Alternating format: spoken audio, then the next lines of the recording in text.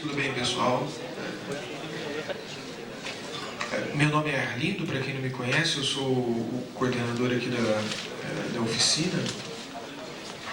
E, bom, eu queria agradecer a participação de todos aqui. É muito bom, né, estar entre os pares, entre professores de filosofia,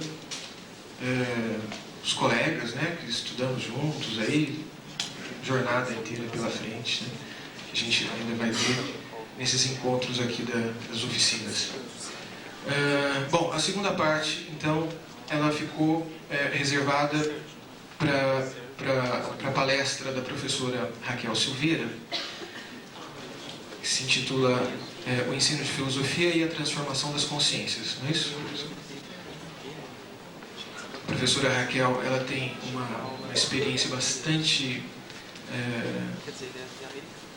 intensa com o ensino de filosofia, e mais do que uma experiência, ela tem uma praxis no sentido verdadeiro da praxis. Ela tem uma experiência e tem uma reflexão muito aprofundada sobre essa experiência. É uma das poucas estudiosas no assunto, e que a gente percebe que fez o seu estudo ou fez a sua compreensão a partir da sua própria vivência, né? Que é a vivência que a gente sabe muito bem como que é, a vivência na sala de aula e a vivência da própria, então, reflexão sobre o que é esse ato tão, às vezes, ingrato, que é o ato do ensino da filosofia propriamente dito. Bom, a professora Raquel ela é professora também das faculdades Padre Anchieta, em Jundiaí. Ela tem o mestrado e o doutorado realizados exatamente nessa área de ensino de filosofia, né?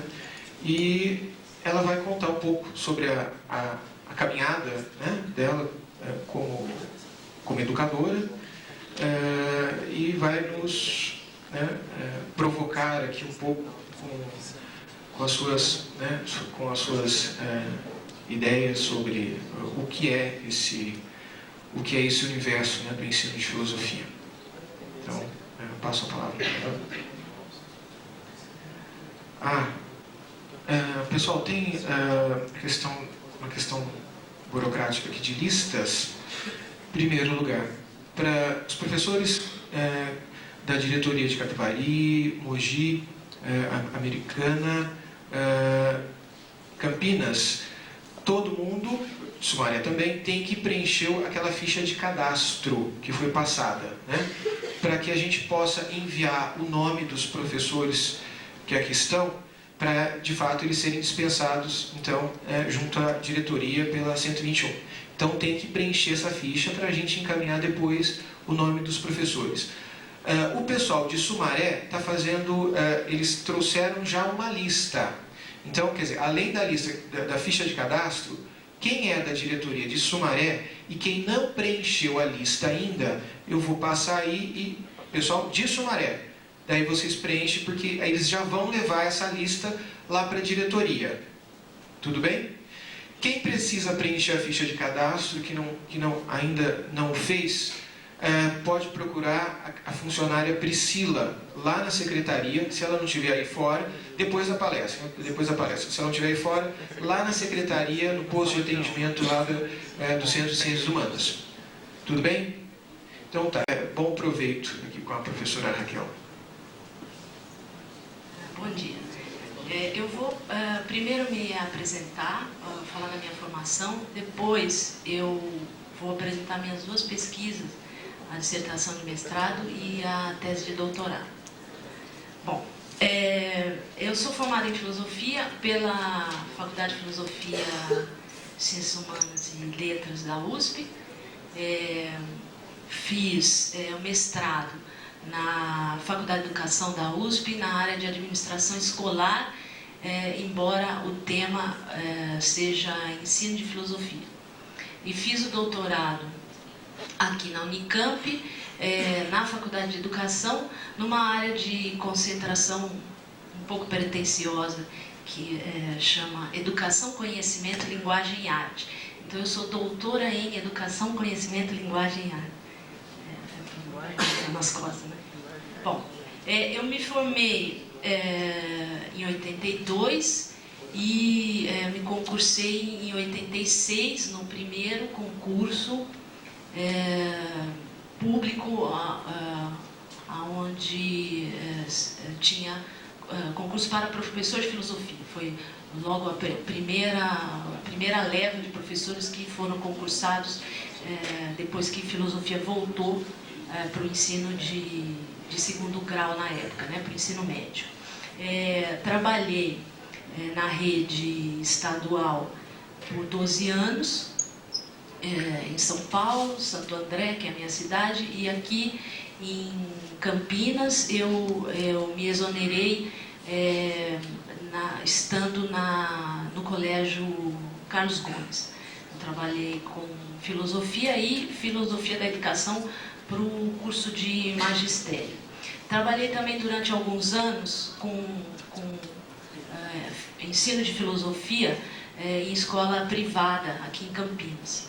Eu introduzi um curso de filosofia para alunos de 7ª e 8ª séries nessa escola privada. Também trabalho com filosofia no ensino superior, nível de graduação e pós-graduação, e tenho sido aí por bastante tempo professora de filosofia da educação e metodologia da pesquisa científica, que é um bom lugar para os filósofos trabalharem. Do final de 2001 ao final de 2002, eu trabalhei como orientadora de monografia num programa do governo estadual, que vocês devem conhecer, chamado PEC for Prof, que foi um programa de formação de professores em serviço, professores de ensino fundamental, um programa do governo do estado, que em 2 anos pretendeu formar os professores de ensino fundamental 1ª a 4ª série em nível superior, né? Vocês ouviram falar disso, conhecem, né? O PEC. Eu fui orientadora, então, de uma turma e eu estava alocada na Unesp de Rio Claro. Além disso, eu sou pesquisadora do Grupo Focus, que é um grupo de pesquisa da Faculdade de Educação da Unicamp, que estuda instituição escolar e organizações familiares. Eu estou aí desde 96 nesse grupo e lá trabalho com as pesquisas do grupo e enquanto fazia doutorado com a minha pesquisa de ensino de filosofia, e agora eu estou começando a desenvolver um trabalho sobre literatura de autoajuda lá nesse grupo. E também participo de um grupo internacional de pesquisadores que se encontra de 2 em 2 anos, que congrega pesquisadores do Brasil, da Colômbia, do México e da Argentina. E aí nesse grupo a gente estuda educação, cultura e política. Bom, essa é a minha formação e o que eu venho fazendo ultimamente com relação à pesquisa e trabalho. Bom, minha dissertação de mestrado se chama Experiência de Filosofia, Análise de uma Proposta de Ensino de Filosofia no 1º grau. Eu defendi em 96 e aí, nessa dissertação, eu falo do meu trabalho com o ensino de filosofia para adolescentes de 7ª e 8ª séries, um trabalho que eu desenvolvi nessa escola privada aqui de Campinas. Eu criei um programa de ensino de filosofia, um programa de 2 anos, e eu apliquei esse programa durante 4 anos nessa escola. Portanto, formei 4 8ª séries, né? Bom, Esse meu trabalho de pesquisa, da dissertação de mestrado, chamada Experiência de Filosofia, eu apresento em 3 capítulos. No primeiro, eu faço uma pequena análise sobre o movimento de volta da filosofia ao segundo grau na década de 80. A filosofia tinha saído do currículo oficial, ela era só indicada, ela era sugerida, mas na maior parte das vezes as escolas escolhiam sociologia ou psicologia, e a filosofia sempre tinha menos espaço.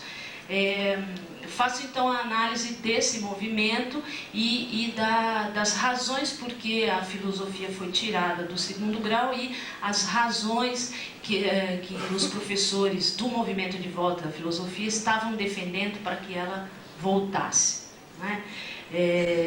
No segundo capítulo, eu busco elaborar uma concepção de filosofia. Eu pego os meus professores da USP, justamente esses que estavam batalhando pela volta da filosofia ao segundo grau, e elaboro ali uma concepção de filosofia que me agrade e que vai depois embasar a minha proposta de ensino de filosofia para adolescentes, né, que eu apresento no terceiro capítulo, inserindo nas discussões teóricas os trabalhos dos meus alunos, falando sobre os projetos que eu desenvolvi e sobre alguns exercícios, algumas avaliações que os alunos fizeram.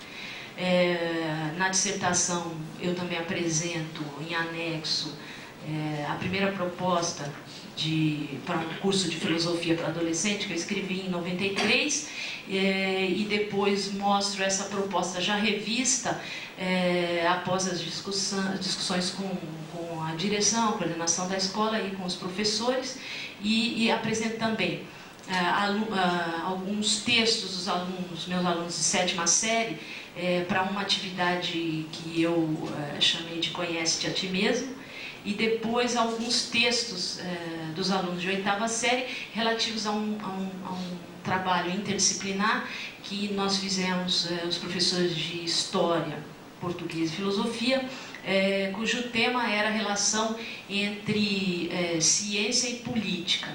Nesse trabalho a gente tinha como textos base o Alienista, Machado de Assis, o Médico e o Monstro, do Stevenson, e o Frankenstein, da Mary Shelley. Bom, essa é a forma em que eu apresento a minha dissertação de mestrado. Bom, agora eu vou falar sobre não a forma, mas o conteúdo.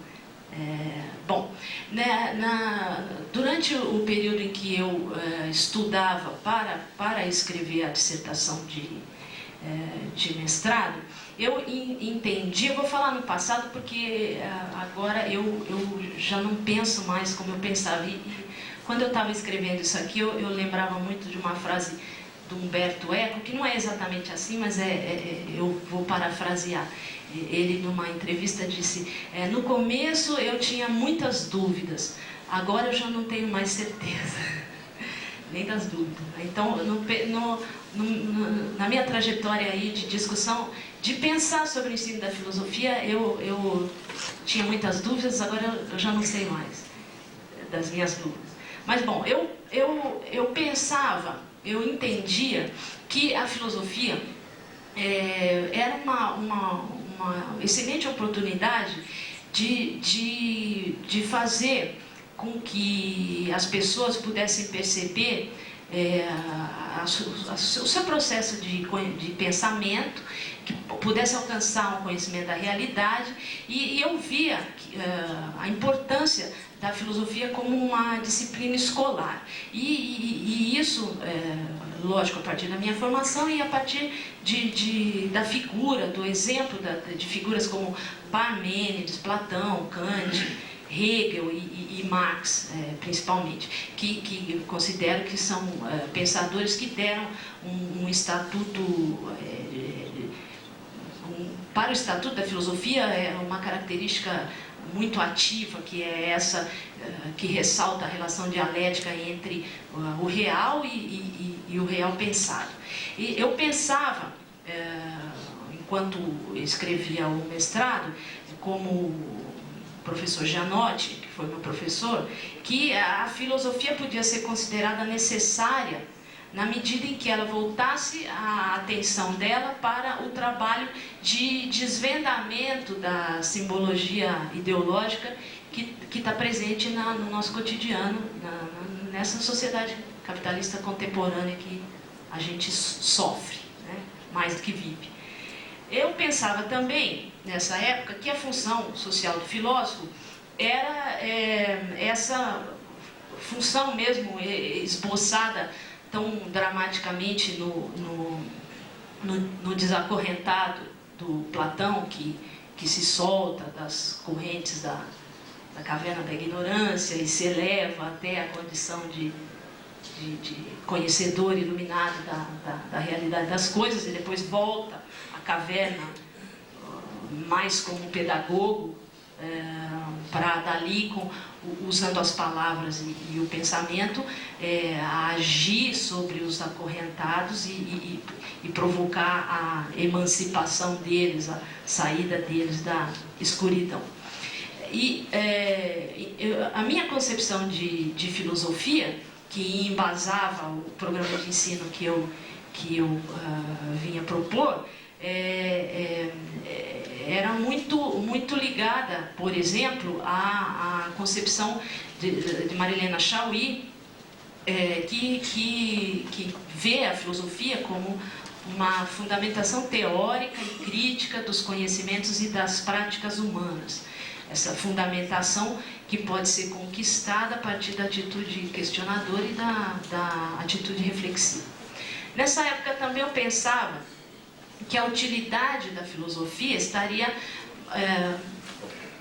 num certo caráter pedagógico, na possibilidade de uma pedagogia da atenção que pudesse tocar quem quer que seja, os adolescentes ou os adultos, para que, uma vez que atentos à realidade, eles pudessem ver por trás dessa realidade o turbilhão complexo da vida cotidiana.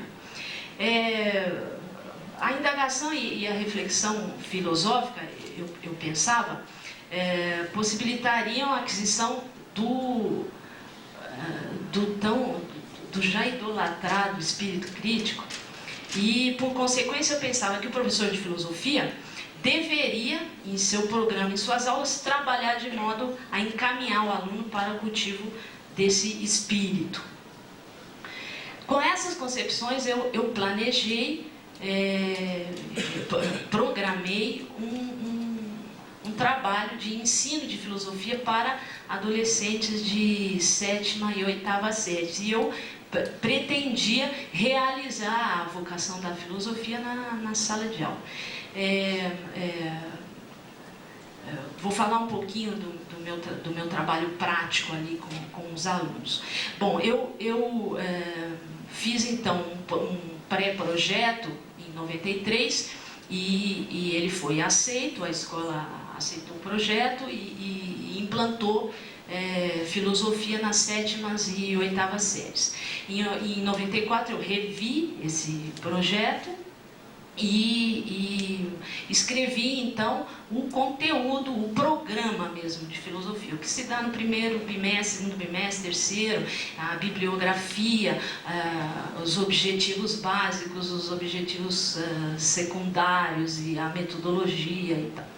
E passei a trabalhar com os alunos de 7ª e 8ª série. No primeiro ano, os alunos das duas séries tinham o mesmo conteúdo, porque era um ano de implantação, os alunos de 8ª ainda não tinham tido filosofia, então trabalhei de maneira igual com as duas séries. Bom, num primeiro momento, no primeiro bimestre, o programa previa um tema chamado que é filosofia. E eu iniciei, então, o curso, bem à maneira de Lippmann, trabalhando com dinâmica de grupo, trabalhando algumas situações como timidez, habilidade para falar, organização de espaço e tal. O meu objetivo com essas dinâmicas era que os alunos fizessem um certo exercício de controle da atenção e de exercício da observação, que eu considero importantes para a iniciação ao estudo da filosofia. A partir dessas brincadeiras, dessas dinâmicas, os alunos tiveram algumas atividades de descrição das cenas do seu próprio cotidiano.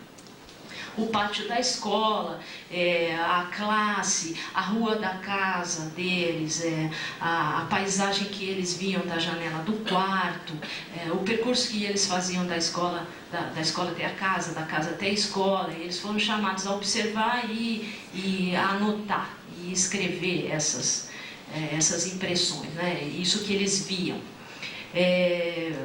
Depois que eles faziam esse trabalho individual, passaram a fazer o mesmo trabalho, só que com cenas de cotidiano, que eu tirava de pintores da história da pintura, que pintavam o cotidiano. Eu apresentava essas figuras para eles e eles descreviam o que eles estavam vendo.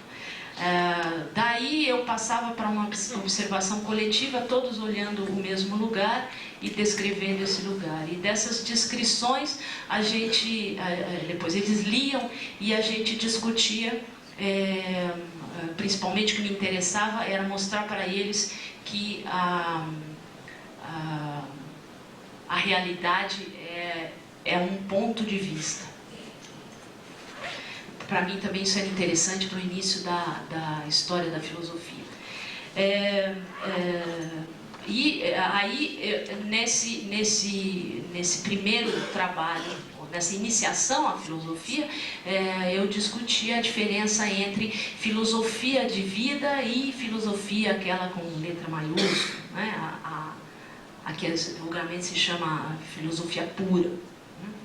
Bom, daí, desse trabalho, a gente passava para uma discussão de textos como Roland, Corbusier, O Homem, O Ser que Pergunta, não sei se vocês conhecem, Filosofar uma Atitude Natural, do Thomas Gilles, para que a gente discutisse a diferença entre conhecimento espontâneo e ciência. Daí a gente passava para a leitura da defesa de Sócrates, para entender a ironia socrática e a maiêutica, né, como método de filosofar. E encerrava essa primeira etapa do início da introdução à filosofia com a leitura de textos diversos, jornal, quadrinho, romance, para forçar exercício de compreensão, análise, interpretação de texto. Daí eu passava para uma segunda etapa,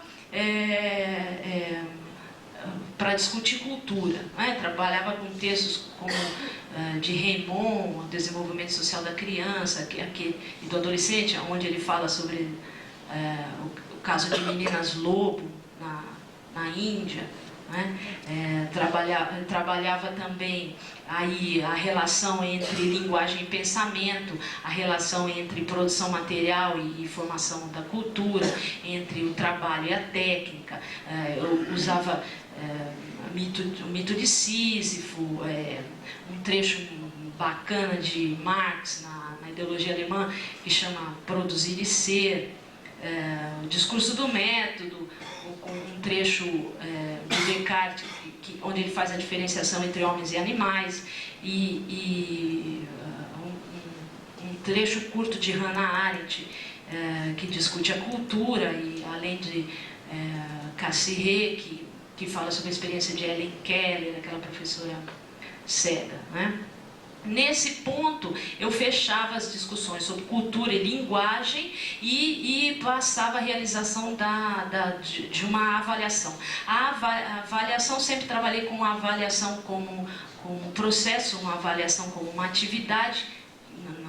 Nunca trabalho com prova. Trabalho com prova no sentido tradicional também, mas nesse caso, fechando esse primeiro bimestre de introdução à filosofia e a relação entre linguagem e pensamento, os alunos assistiam um filme do Herzog, Werner Herzog, que chama O Enigma de Kaspar Hauser, que não sei se vocês conhecem, é um filme difícil, um filme alemão do Herzog, é muito difícil de passar para alunos de 13 anos de idade.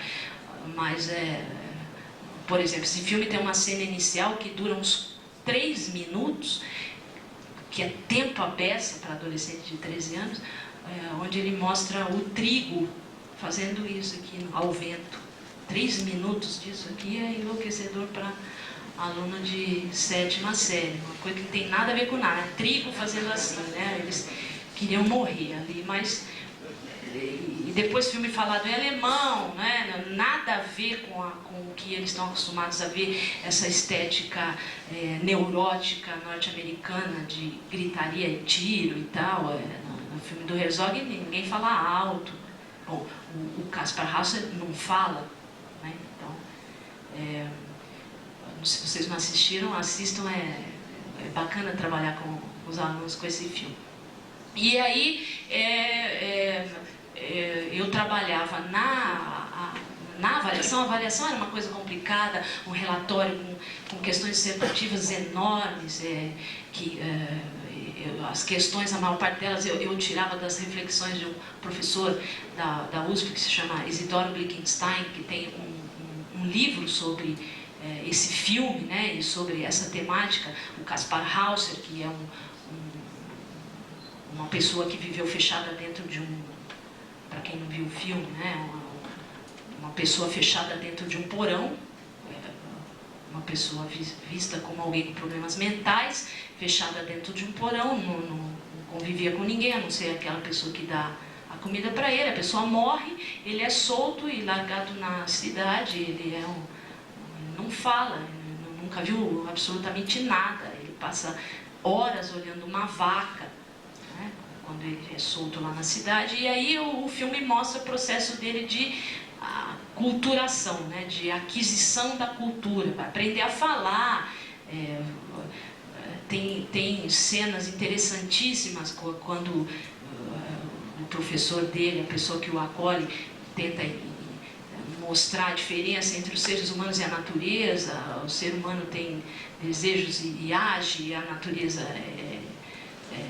segue leis, e ele a todo momento vai refutando na capacidade dele, essa limpidez que ele tem de percepção, porque ele nunca viu, né, está vendo pela primeira vez, e ele desautoriza tudo aquilo que é falado para ele contrapõe. Não, mas não é, por exemplo, uma cena que o professor dele, a pessoa que o acolheu, diz: olha, as pessoas vão aos lugares porque elas desejam, elas agem, e a maçã não age, ela faz o que a natureza determina. E ele diz: olha, eu vou jogar essa maçã e ela vai ficar aí aonde tiver um buraco, e por um acaso ele joga a maçã e o terreno tem inclinado, a maçã volta. Ele diz: não, tá vendo? A maçã quer ficar aqui, ela não ficou lá onde você... Então ele vai o tempo todo desautorizando a cultura, né? E óbvio que ele tem um fim trágico, né? Ele vai incomodar todo mundo lá na cidadezinha que ele está. Então eu considerava na época que era uma ousadia trabalhar um filme desse com crianças de 13 anos, mas eu sobrevivia a isso, a ponto de depois Kaspar Hauser ser um parâmetro na vida deles, não é? Então aí eu discuti então o que é o ser humano, como que ele passa de bicho para gente, né? Como é que é a produção da cultura. Daí, esse é programinha, uma etapa que se encerrava aí na discussão da vida do Kaspar Hauser. Aí começava uma terceira etapa nessa iniciação à filosofia, que eu era um bimestre em que eu trabalhava um tema chamado Falar sobre o Mundo, e começava com a música que vocês devem conhecer, do Lulu Santos e do Nelson Mota, que é Como uma Onda no Mar, Zen Surfismo, aquela nada do que foi será. E eu fazia todas essas brincadeiras, todo mundo tinha a cópia da letra, a gente cantava, dançava, era uma aula light. E daí, com a música do Lulu Santos, eu fazia uma comparação com trechos de pré-socráticos, não é? Heráclito, principalmente, que dá para fazer bacaninha, tudo passa, tudo passará, né? Aí eu introduzia, esse tema era falar sobre o mundo, e introduzia a mitologia grega e o início da fala filosófica dos gregos, os pré-socráticos, e introduzia aí uma discussão sobre mitologia. Bom, usava Pierre Grimal, Bachelard, um texto bacana, que está no Direito de Sonhar, algumas coisas sobre o hinduísmo, de Louis Renon, e o Xingu, seus mitos, e seus índios, seus mitos, Orlando Vilas Boas, alguns trechos sobre iniciação de sociedades primitivas, do Pierre Clastres, e alguns dos textos do livro Mitologias do Roland Barthes. E fazia um trabalho para finalização, para avaliação, um trabalho com o mito de Perseu. Os alunos liam o mito de Perseu, adaptado, tem um livro de Luiz Galdino, bem interessante para trabalhar com adolescente, o mito adaptado, e desse mito, a partir da adaptação desse mito, o enredo do mito, eles produziam um texto escrito de ficção que reproduzia o enredo do mito de Perseu para os dias atuais. Então, era um adolescente vivendo no mundo atual, e ele devia cumprir lá todas aquelas tarefas. Eles produziam um texto de ficção, né, em que eles refletiam e produziam cenas da sua própria vida cotidiana naquele contexto da situação de Perseu. Aí eu avaliava. Bom, aí eu terminava o semestre com uma leitura detida do mito da caverna, e iniciava o segundo semestre com uma discussão que eu chamei de Procura-se o Princípio de Tudo, analisando a filosofia da antiguidade, e trabalhei com alguns textos de Arquimedes, e buscava fazer aí a diferenciação entre mito, filosofia e ciência. Por fim, terminava o ano fazendo um trabalho com o Admirável Mundo Novo, do Aldous Huxley, que é um livro difícil, eles consideram chatérrimo, mas eu, quando era adolescente, eu li e achei legal, então eu achava que eles tinham que ter essa chance de ler esse livro. E daí eu fazia com esse livro, depois que passava, lógico, aquela má vontade inicial deles, eu fazia uma relação entre política e ciência. Os usos políticos do conhecimento científico, as implicações dos conhecimentos científicos na vivência cotidiana e os problemas morais que o conhecimento científico levanta. Trabalhava também aí algumas questões de lógica. Lógica não é o meu forte, eu não gosto de dar lógica, eu não sei lógica, mas eu trabalhava aí, era uma das exigências da escola que eu trabalhasse um pouco de lógica, porque os professores de matemática também trabalhavam na lógica. Então eu trabalhava com silogismo, exercícios, brincadeiras com silogismo, e o trabalho deles era principalmente encontrar falácias. Foi o silogismo que eu elegi, que é o mais fácil para quem não entende lógica. Trabalhar com silogismos, com falácias, e eles então faziam uma pesquisa em jornal, revista, discurso falado de televisão, e aí a gente descobriu falácia até no sonho, né? Eles descobriam coisas em propagandas de... Eu vou dar um exemplo que eu achei. Uma menina me trouxe uma caixa de tintura para cabelo, e ela fazia a análise do texto que estava na caixinha, que dizia que o produto era extremamente fácil de usar, você mesma pode usar, você não precisa ir ao cabeleireiro, você usa em casa, isso dizia na caixinha. E aí você abre o produto naquela bula que tem, o negócio era complicadíssimo, fase 1, fase 2, faça o teste, né? Então ela dizia, olha, o negócio diz que é fácil, e depois ele diz que é difícil, né? Então eu fazia esse tipo de trabalho com eles. Bom, então esse é um exemplo do tipo de coisa que eu fazia no meu programa de ensino de filosofia para adolescente de 7ª e 8ª série. Muito embora eu tivesse um empenho muito grande em preparar esse programa, em preparar as avaliações, as atividades, e fazer com que essas atividades, as avaliações fossem condizentes com a minha concepção de filosofia,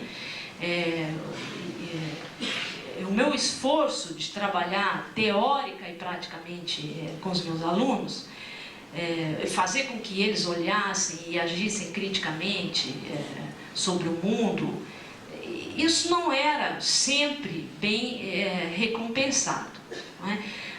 Por tantas e tantas vezes, na prática cotidiana, na sua relação com as outras pessoas e tal, esses meus alunos assumiam, mostravam posturas que eu julgava imorais, irracionais, e isso me levava lógico, à frustração e a ter uma pulga atrás da orelha sobre a verdadeira relação entre o pensamento e a ação.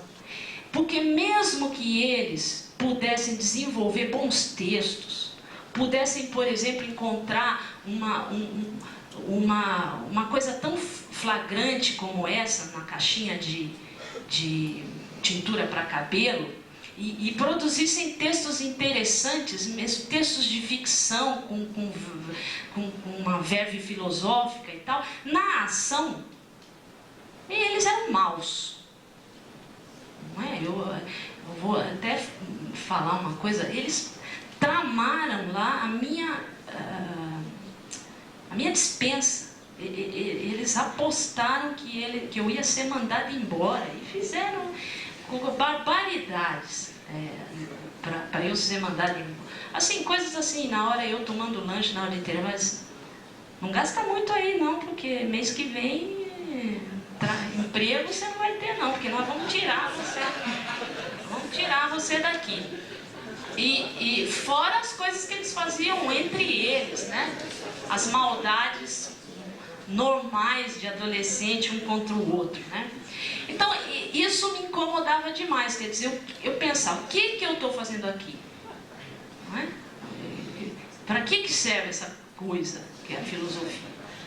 Eu estou suando sangue aqui para que eles olhem para dentro e para fora, e eles estão querendo me demitir. Então E aí, lógico, eu comecei a tentar entender essa relação entre pensamento e ação. E comecei a desconfiar, aí começou a minha desconfiança. E por isso eu justifico que aqui na minha fala eu disse, eu pensava que a filosofia era isso, eu achava que eu comecei no passado, porque daí começou a minha preocupação com esse peso que se dá à filosofia, de que ela é capaz de transformar as consciências, por isso que eu dei esse nome para minha fala, porque por mais que eu fizesse, não estava vendo muita diferença na atitude dos alunos. Podiam estar escrevendo melhor, não é? Podiam até fazer muito bonitinho uma análise de um livro que eles achavam chatérrimo, que era O Admirável Mundo Novo. Podiam assistir lá reclamando de ver o Kaspar Hauser, até responder corretamente a todas as questões complexas que eu fazia sobre esse personagem, mas na ação eles punham o pé para o menino cair, não é? Esse tipo de coisa. Falava, fazia trama, assim, para colocar professores em situação difícil e tal. Então, eu fiquei pensando, para que é que ela serve, a filosofia? O que dá para fazer com ela se não está dando para fazer? E aí, lógico, fui lá no Nietzsche, né? Como a gente sempre vai lá para o Nietzsche, para ver se ajuda. Na maior parte das vezes ele atrapalha mais do que ajuda. Mas eu vi lá na Genealogia da Moral que o Nietzsche diz assim: educar e disciplinar um animal que pode fazer promessas não é a tarefa paradoxal que se impôs com respeito ao homem da natureza? Não é esse o verdadeiro problema da humanidade? Educar um animal que pode fazer promessa? Daí eu tinha que escrever o mestrado e eu já não acreditava mais muito naquela concepção de filosofia que eu tinha e naquela ideia de que a filosofia podia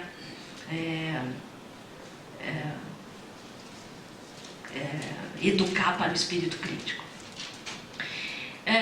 Então, eu comecei mesmo escrevendo mestrado, saiu assim mesmo, embora eu já desconfiasse das coisas que eu estava falando.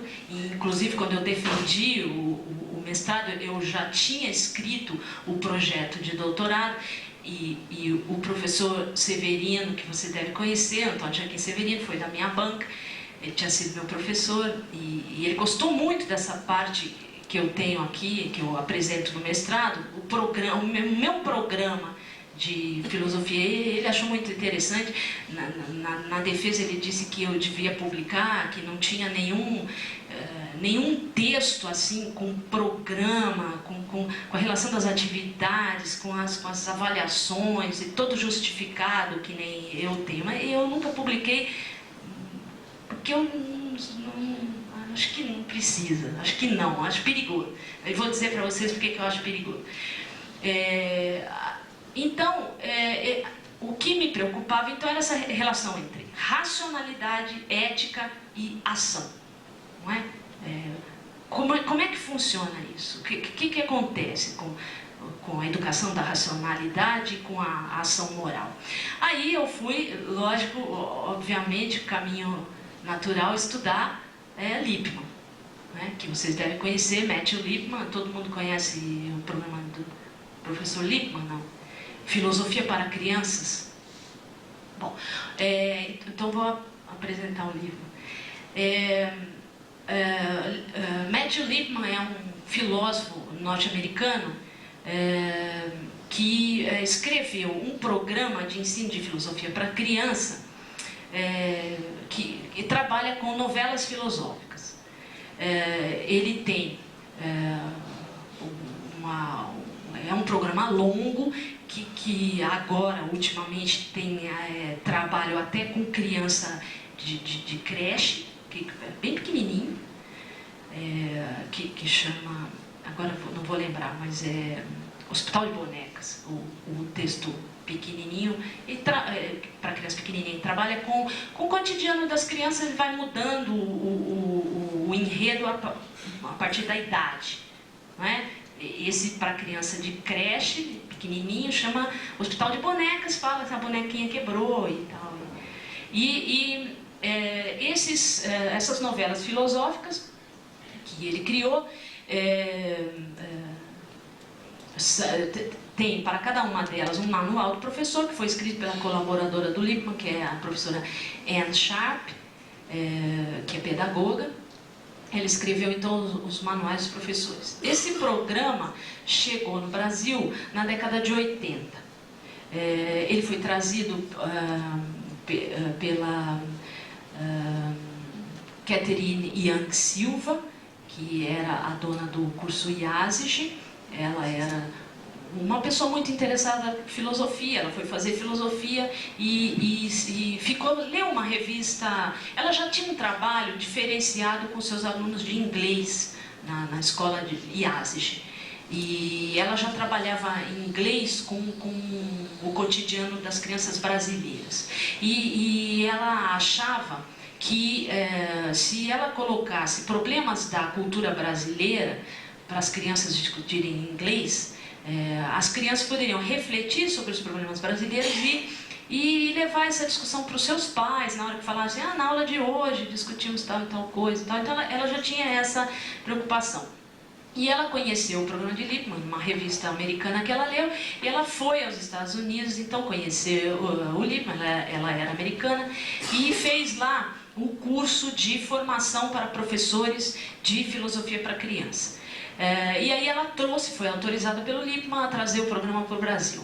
E esse programa chegou aqui em 84, em 85 ele já estava sendo falado assim na televisão. Já aparecia, ela apareceu algumas vezes na televisão, em reportagens de revista e tal.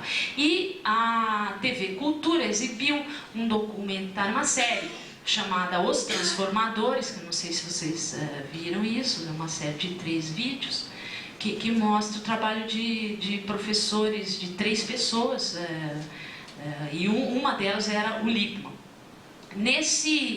Esse vídeo de divulgação do programa do Lippmann, chamado Sócrates para Crianças, o vídeo mostra a sala de aula, uma sala de aula de crianças de 6 e 7 anos, seria o primeiro ano, que não é esse grau aí nos Estados Unidos, mas são crianças de 6 e 7 anos discutindo sobre o pensamento. E eles é aquela coisa linda, maravilhosa, sentadinha em círculo, levantar a mãozinha para pedir a vez, e eles... ninguém assistiu esse vídeo aqui? Que bom. Já vou explicar por quê. Bom, aí as crianças falam coisas incríveis, como o pensamento produzido no coração. Eu sei disso porque quando eu fico triste, o meu coração acelera e dói aqui. E aí o outro diz, levanta a mão, espera a pessoa parar de falar. E diz, não, o pensamento é na cabeça, porque a gente fala, my brain, né, meu pensamento, e aí uma diz, não posso falar, eu acho que o pensamento é limitado, quando a gente fica velho acaba o número de pensamento que a gente tem, e aí são crianças discutindo isso é a primeira etapa do programa do Lippmann. Bom, o programa do Lippmann fez um sucesso danado a partir de 85, ele foi implantado em muitas escolas públicas do Brasil, escolas estaduais, a partir do trabalho do professor Marcos Lorieri, que é um professor de filosofia da educação da Faculdade de Educação da PUC de São Paulo. Ele era supervisor de ensino na época e ele fez então um projeto para a rede e esse programa começou a ser implantado na rede estadual, lá para 86, 87. E também foi se ampliando para as escolas privadas e tal. Eles criaram então o Centro Brasileiro de Filosofia para Criança, que era autorizado pelo Lippmann a formar os professores de filosofia para criança. E eles insistiam nesse nome, não era professor de filosofia para criança, né? Porque o programa é filosofia para criança. Bom, os cursos não eram baratos, só se podia usar o material deles se você fizesse o curso. Fazendo o curso, você recebia as novelas filosóficas e os manuais. Não havia jeito de você conseguir isso sem se inscrever no curso. Eles montaram uma editora, traduziram todas as novelas e os manuais e tal, e isso foi um movimento grande, principalmente na cidade de São Paulo, mas ele está em muitos lugares aí do Brasil ainda até hoje.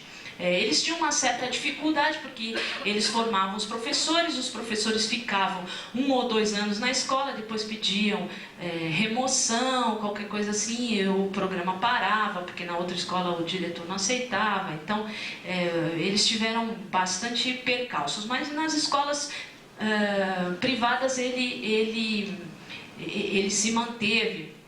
Tem escolas que estão com o programa até hoje, desde 86 e tal. E ele também entrou bacana nas escolas católicas. Ele teve uma acolhida bacana lá, com crianças a partir de 5ª série e tal. Tem o professor evangelista que esteve aqui na outra oficina, trabalhou com esse programa no São José aqui. Bom, então eu passei a estudar o programa do Lippmann, porque no programa dele ele discutia essa relação entre a racionalidade e a atitude moral. E ele propunha uma metodologia de ensino que é chamada comunidade de investigação, que poderia fazer essa formação para a cidadania. Portanto, educar o pensamento e ter como produto uma criança que agisse bem, ou fosse bom cidadão. Então, como eu tinha visto que não estava dando certo para mim, né, eu quis ver como que dava certo para ele. E passei então a estudar esse programa, que é o que eu fiz na minha tese de doutorado.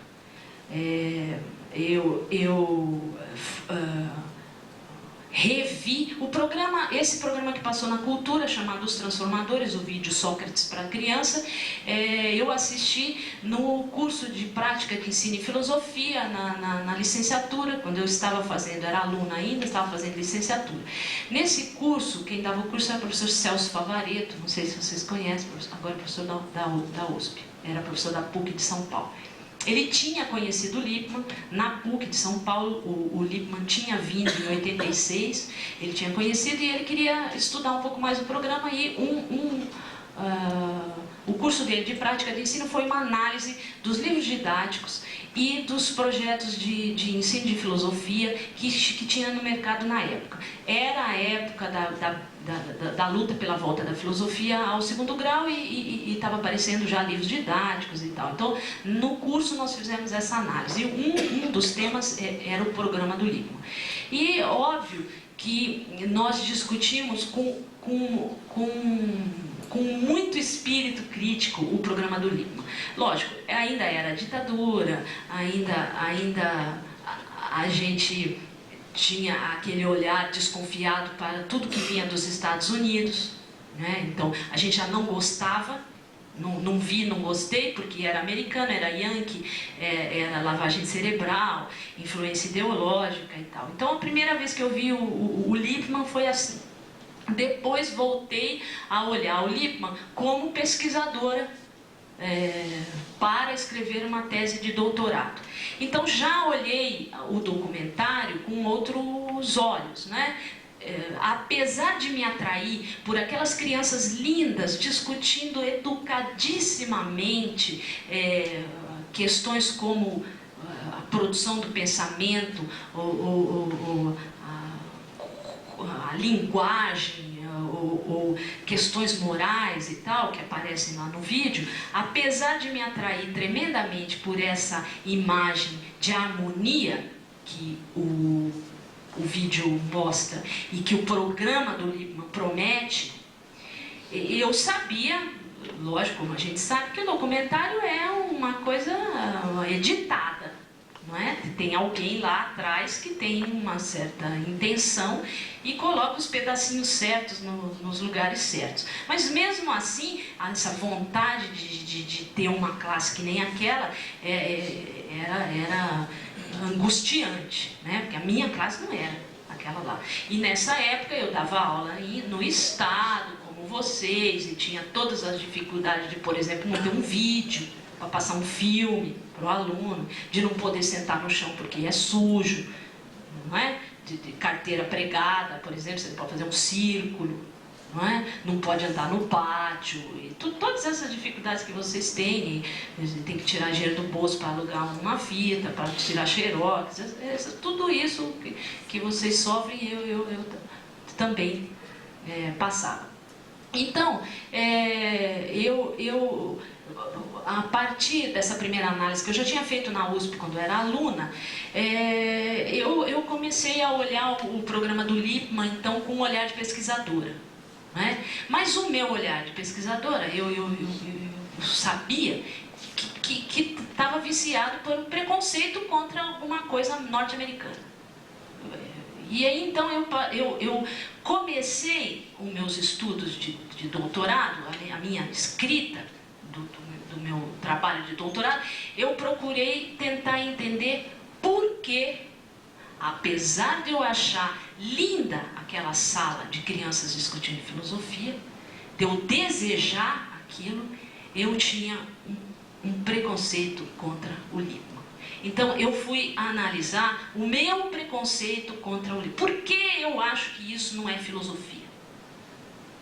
Por que para mim o Lippmann está fazendo alguma coisa, deve ter algo por trás disso? Então esse preconceito me incomodava, apesar de eu desejar ser como ele, quando eu crescesse. Né? Então comecei a conviver com o pessoal que fazia divulgação do Lippmann no Brasil. Participei de milhões de encontros de formação de professor, de encontros de discussão teórica, encontros de discussão sobre a metodologia. Fui aos Estados Unidos falar com o Lippmann, que apesar de eu assim, na Unicamp, aqui, agora no Brasil tem mais, acho que 2 pessoas que fazem uma análise crítica do Lippmann, mas na época era eu e o professor René Silveira, que não é meu parente, mas é professor da Unicamp, e ele também fez uma análise do programa do Lippmann, que é uma tese que está aí na Unicamp, se vocês se interessarem. Então, existiam 2 pessoas com um olhar crítico para o Lippmann. Todo mundo que conhecia o Lippmann, que não fosse eu e o René, amavam apaixonadamente o programa. E vendiam a ideia como esse programa e essa metodologia vai criar o espírito crítico nas crianças, vai criar cidadãos conscientes, vai criar gente responsável, gente capaz de ouvir o outro e de se relacionar a partir do diálogo, que é o que o programa propagandeia. Então, fui aos Estados Unidos falar com o Lippmann. Ele até me convidou para ficar lá. Ele sabia que eu ia criticá-lo.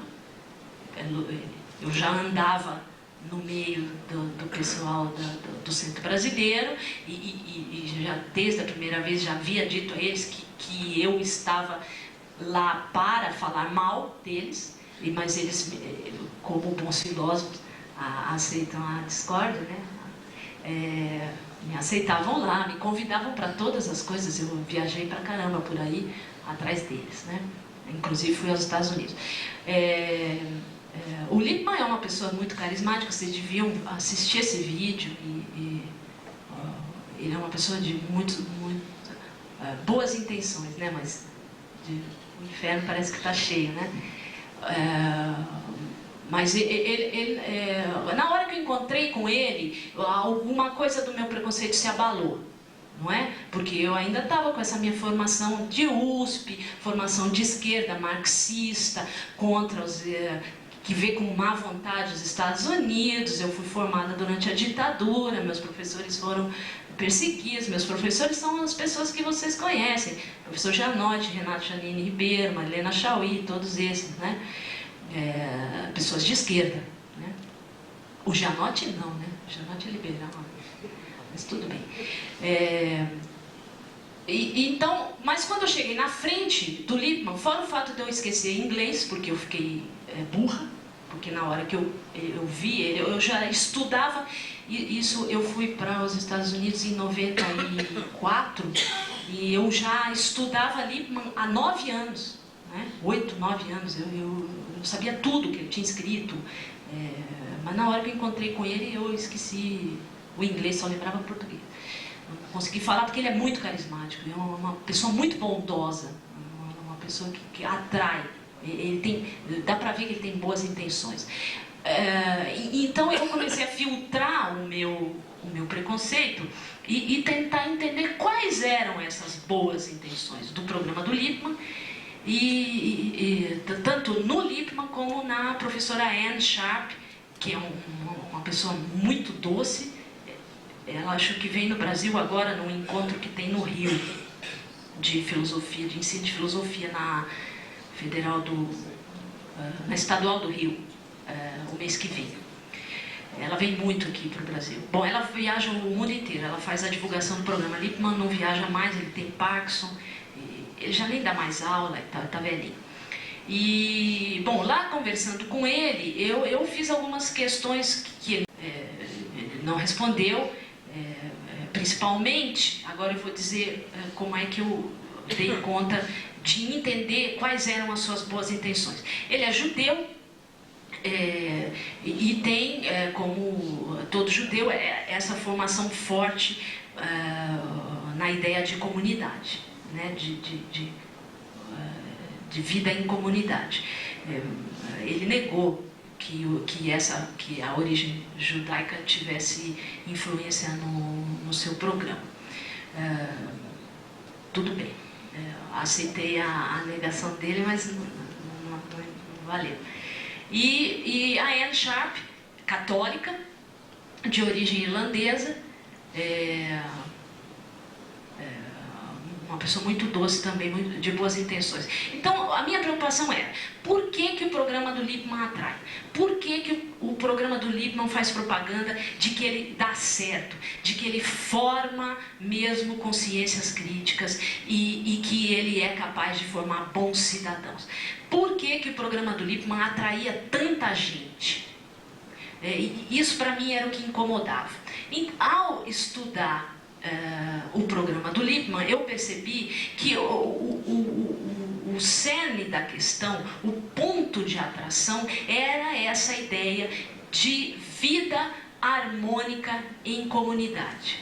Ele mostrava que isso era capaz, ele dizia que o seu programa era capaz disso, de produzir em sala de aula uma convivência harmônica e pacífica, que a metodologia chamada comunidade de investigação era capaz de fazer com que os alunos, com as crianças, os adolescentes e os adultos, que o programa vai até, tem novela filosófica para adulto, que com essa vivência em sala de aula da comunidade de investigação, com essa experimentação da democracia, e da discussão de ideias, do diálogo, se poderia educar a racionalidade.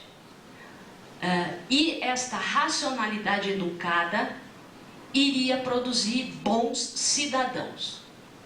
Como eu tinha visto que isso não funcionava muito, que eu já tinha visto na minha experiência que as crianças podem fazer uma crítica muito boa a uma situação prática, olhar a fala de um político, analisar a fala de um político, como meus alunos faziam, mas analisar muito bem os erros, as falácias na fala do político e depois, ao mesmo tempo, fazer propaganda para o Maluf, né? Dizer, bom, peraí, mas e a crítica? Como é que eles fazem crítica dos abusos no discurso político e depois dizem Não, o Maluf é uma boa pessoa. Então eu já estava vendo que tinha problema ali, mas o programa do Lippmann propagandeava a possibilidade real de se educar a consciência, a racionalidade e produzir bons cidadãos.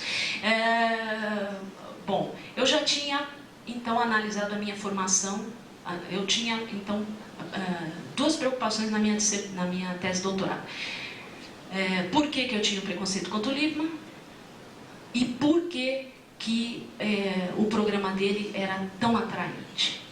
Bom, para responder a primeira questão, por que eu tinha um preconceito contra ele, eu fui analisar a minha formação em filosofia na USP. Então fiz uma análise sobre a Universidade de São Paulo, a criação da Faculdade de Filosofia, o programa, analisei todo o programa desde 1935, o programa trazido pelos professores franceses, da missão francesa, criadora da Universidade de São Paulo, analisei as falas dos professores de filosofia formados por essa missão francesa e analisei a metodologia de ensino da Faculdade de Filosofia da USP, pela qual fui formada. Então, e fiz uma comparação com o Lippmann. A metodologia é completamente diferente, né? O Lippmann não trabalha com o nome, ele não cita nome de filósofo nenhum. Ele não trabalha com história da filosofia. Lógico que você, tendo estudado filosofia, na hora que você está lendo, você fala, isso aqui é Kant, isso aqui é Descartes, isso aqui é Leibniz e tal. Mas ele não fala. E ele diz que não precisa, que a criança não precisa saber quem que falou. E aí eu contrapus isso com a minha própria formação. Por que para mim ele parecia uma coisa para desconfiar? Porque eu fui formada por uma outra ideia de filosofia, por uma outra metodologia. Filosofia, para mim, era o estudo dos textos originais dos filósofos. Estudar filosofia era estudar os filósofos. Aprender filosofia era aprender na história da filosofia. Começar lá nos pré-socráticos e aí, né? Eu aprendi assim, porque foi assim que os professores franceses instituíram o ensino de filosofia no Brasil. Analisei também a PUC de São Paulo e também seguia a metodologia, a perspectiva de filosofia dos professores franceses. Então aí descobri que a forma pela qual eu fui disciplinada para a filosofia não era a forma pela qual o Lippmann pretendia disciplinar para a filosofia, era outra. Então daí o meu preconceito, não é? Segundo a minha formação, o que ele fazia não era filosofia, era outra coisa. Podia dizer até filosofia de vida, essas coisas, essa diferenciação que a gente faz para os alunos, para eles entenderem o que é filosofia, né? Podia ser outra coisa, não filosofia. Aí eu fui então analisar, minha segunda pergunta é, por que o programa atrai? Porque tem tanta gente querendo aplicar esse programa. E aí eu vi que o cerne da questão está na ideia de comunidade. E nessa ideia que ele veicula, da possibilidade de se ter uma vivência, uma convivência harmônica. Essa é uma ideia que nos atrai, lógico, ninguém quer a guerra, ninguém quer a violência. A gente queria mesmo que viver em sociedades sem desarmonia. E ele propõe isso. Quando ele desenvolve a metodologia chamada comunidade de investigação, a Anne Sharp, nos manuais e nos textos que ela escreve, também ela manifesta essa crença na possibilidade de se viver harmonicamente em sociedade. E aí eu percebi que como eu percebi que por trás do meu preconceito tinha a minha formação, que o meu disciplinamento foi diferente do disciplinamento que o programa do Lippmann propunha, eu percebi também que por trás dessas ideias veiculadas pelo programa do Lippmann estava a origem dele, judaica, que prega muito a vida em comunidade, e a origem da Anne Sharp, católica, irlandesa, ex-hippie também, ela é riponga, assim, saião, cabelão, bata, ela ainda se veste assim. Então, quer dizer, por trás do programa tinha essa concepção de mundo, de vida harmoniosa, de possibilidade de vida harmoniosa. Então eu comecei a analisar como que a filosofia se ligava constantemente a essas perspectivas de possibilidade de produção de uma sociedade harmônica, não é? E